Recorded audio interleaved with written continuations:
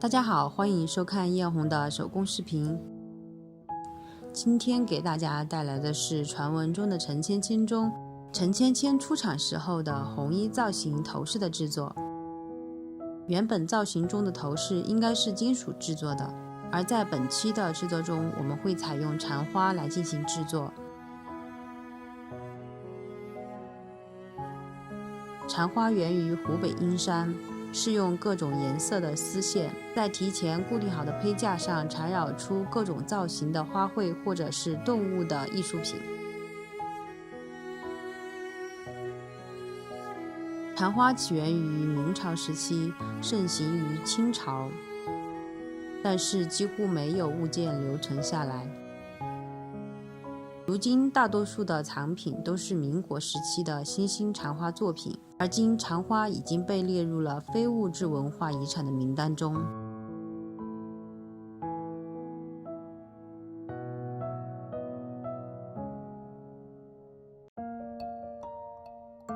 蝉花寓意深刻，多被运用于各种各样的民俗文化，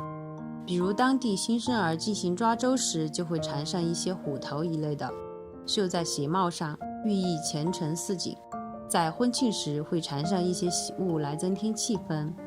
老人庆生时会缠出福如东海、寿比南山等字样来表达对老人的祝福。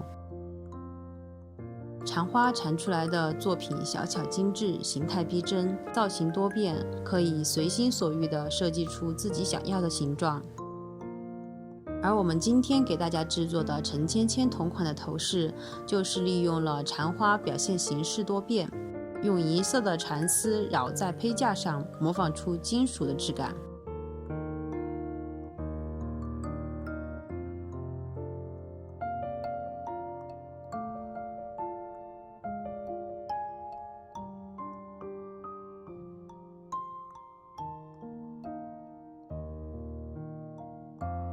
最后再将缠好的小零件相组合，再粘上一些半面珍珠，我们的头饰左右2个主件就完成了。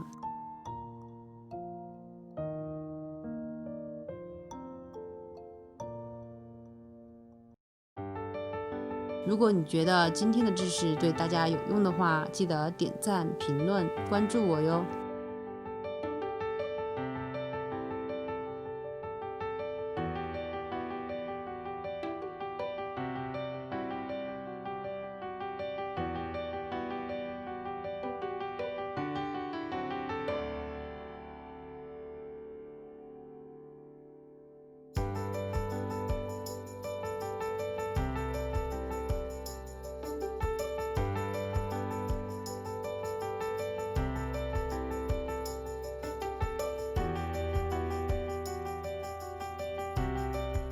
好了，今天的视频就到这里哦，我们下期再见，拜拜。